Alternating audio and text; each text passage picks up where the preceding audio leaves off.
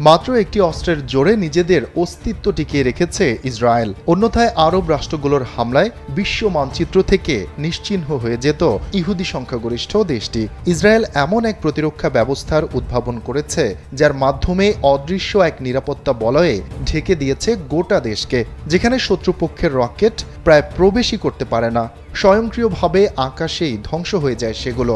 এই আকাশ প্রতিরক্ষা ব্যবস্থার নাম আয়রন ডোম, যার ওপর ভর করেই টিকে আছে দেশটির নিরাপত্তা ব্যবস্থা। প্রতিষ্ঠার পর থেকে প্রতিটি আরব দেশের সাথেই যুদ্ধে জড়িয়েছে ইসরায়েল। 2006 সালে দ্বিতীয় লেবানন যুদ্ধে তেল আবিবের অভ্যন্তরে 4000-এর বেশি রকেট হামলা চালায় হিজবুল্লাহ। এতে 44 ইসরায়েলি নাগরিক নিহত হওয়ার পাশাপাশি আহত হন শতাধিক। ম্যানুয়াল ইগনিশনে আগুন জ্বালানোর দিন শেষ। যমুনা অটো ইগনিশন গ্যাস স্টোভে রান্না হবে বেশ। ঘরবাড়ি ছেড়ে অন্যত্র পালিয়ে যেতে বাধ্য হন 2.5 লাখের বেশি মানুষ, আর মাটির নিচে বাংকারে আশ্রয় নেন লাখ লাখ ইসরায়েলি। অঞ্চলটিতে ইসরায়েলের প্রতিপক্ষ কেবল হিজবুল্লাহই নয়, রয়েছে গাজার স্বাধীনতাকামী সংগঠন হামাসও। 2000 থেকে 2008 সাল পর্যন্ত প্রায় 8000 রকেট হামলা চালায় গাজার স্বাধীনতাকামী সংগঠনটি। এতে ভয়াবহ নিরাপত্তা সংকটে ভুগতে থাকে ইসরায়েল। ফলে এসব হামলা আকাশেই ঠেকিয়ে দিতে শক্তিশালী প্রতিরক্ষা ব্যবস্থা গড়ে তুলতে উঠে পড়ে লাগে দেশটি, যার ফল এই আয়রন ডোম আকাশ প্রতিরক্ষা ব্যবস্থা।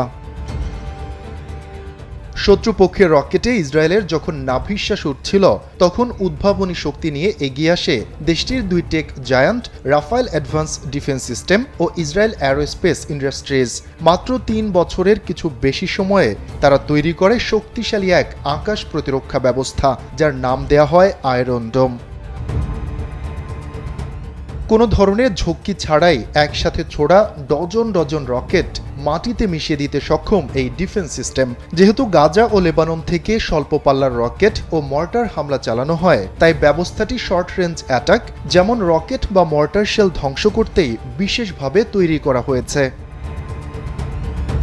আয়রন ডোমের 3টি ইউনিট রয়েছে। এর মধ্যে রাডার সিস্টেম ইসরায়েলের দিকে ধেয়ে আসা রকেটকে চিহ্নিত ও তার গতিপথ শনাক্ত করে। এরপর কন্ট্রোল ব্যবস্থা ধেয়ে আসা রকেটের সম্ভাব্য হিট পয়েন্ট নির্ধারণ করে এবং মিসাইল ফায়ারিং সিস্টেমকে নির্দেশনা দেয়। নির্দেশনা পেয়ে ফায়ারিং সিস্টেম থেকে ক্ষেপণাস্ত্র ছুটে যায় আকাশে, সেখানে গিয়ে বিস্ফোরিত হয় ধেয়ে আসা রকেটের কাছে। এতে শত্রুপক্ষের রকেট আকাশেই ধ্বংস হয়ে যায়।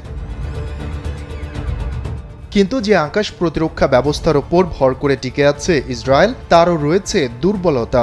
একসাথে অনেকগুলো রকেট ছোড়া হলে বিভ্রান্ত হয় এই সিস্টেম। ফলে কিছু রকেট দেশটির জনবহুল বিভিন্ন শহরে আছড়ে পড়ে প্রাণহানির ঘটনা ঘটছে। ঠিক এই সুযোগটি নিয়েছে গাজার স্বাধীনতাকামী সংগঠন হামাস। গেল শনিবার মাত্র 20 মিনিটে 5000 রকেট ছুড়ে আয়রন ডোমকে দ্বিধায় ফেলে দিয়েছে হামাসের রকেটগুলো। ফলে কিছু রকেট প্রতিরক্ষার ফাঁক গলে আছড়ে পড়ে ইসরায়েলের বিভিন্ন প্রান্তে। এতে প্রাণ হারায় দেশটির অসংখ্য মানুষ, বিধ্বস্ত হয় নানা স্থাপনা। শফিকুল ইসলাম শান্ত, কাল বেলা ডেস্ক।